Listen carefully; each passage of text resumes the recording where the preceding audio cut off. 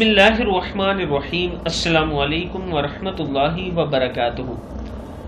عابد رضا channel کی طرف سے آج میں اپنے دوستوں کو رسول اللہ صلی اللہ علیہ وآلہ وسلم کا ایک بہت ہی پیارا فرمان سناؤں گا۔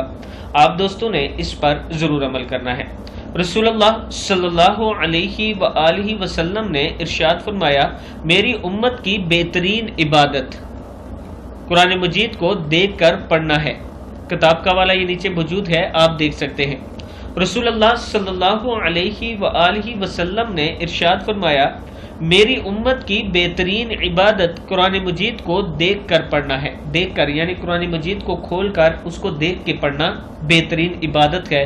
یہ رسول اللہ صلی اللہ علیہ وآلہ وسلم نے ارشاد فرمایا ہے۔